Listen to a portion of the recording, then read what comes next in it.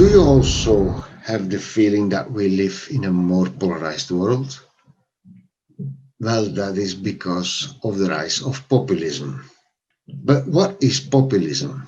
It is a centuries-old strategy to gain power in politics.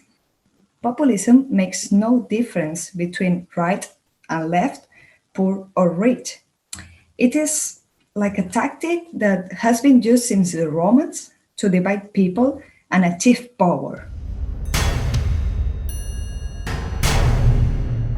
And what are the mechanisms of populism?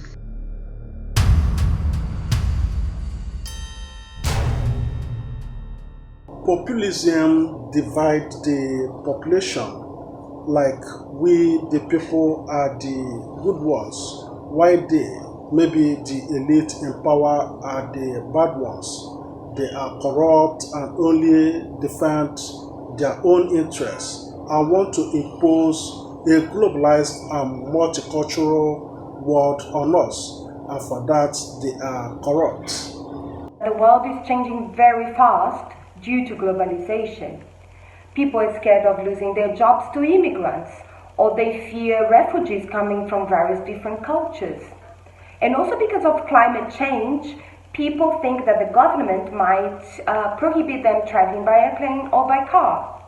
The populists fit this fear by creating a common enemy, and they blame the minority groups like immigrants, like refugees, LGBTQs, Jews, and Muslims, and they also fit the Anglo people against the politicians in power and who defend this minority and, well, do nothing for us, the majority.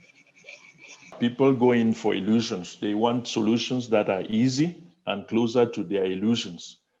Something like let's chase the immigrants out and get our jobs back.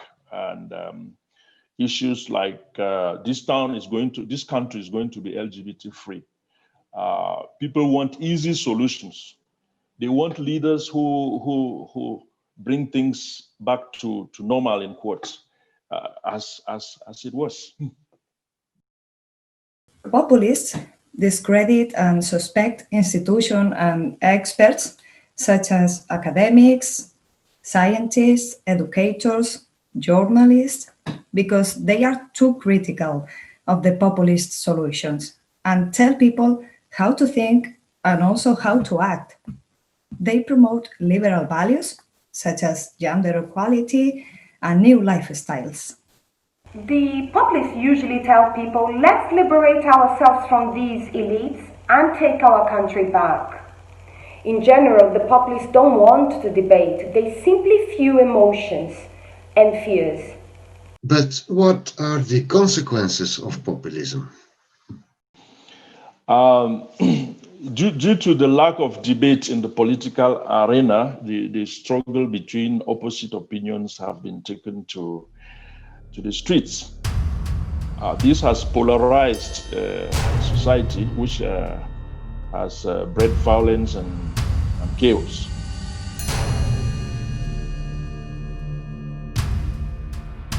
Well, this makes people even more afraid, and public opinion shifts toward the demand of strong and authoritarian leadership. The problem is that many of the issues that we are facing today, such as climate change and migration, demand for international cooperation between countries. But the populists rejected that idea and defend the option everyone for themselves.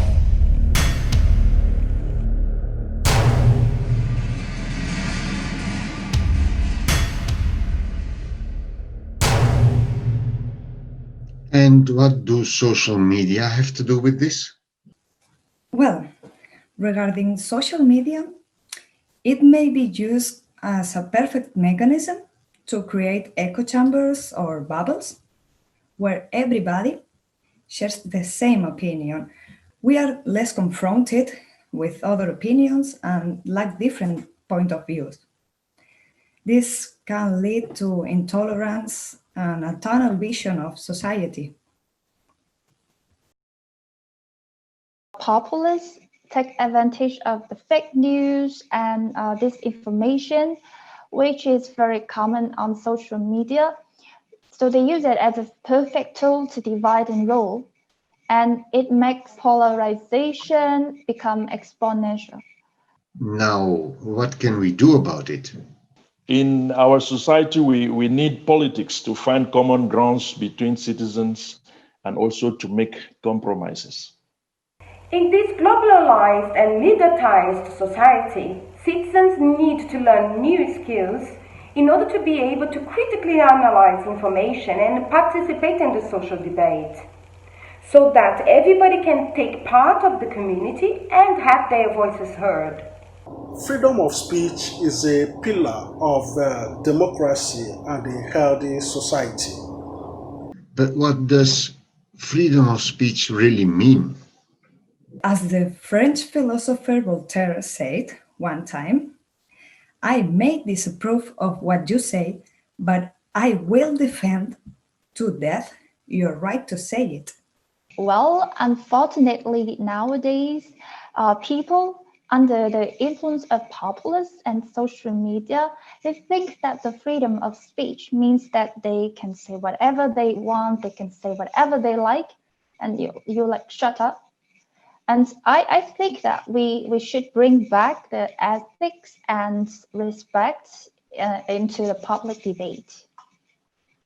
The challenge is that we learn to communicate with different cultures, languages, ethnic groups, and religions to work and live together effectively, with a focus on global citizenship and sustainable livelihoods, with an open mind and a tolerant spirit.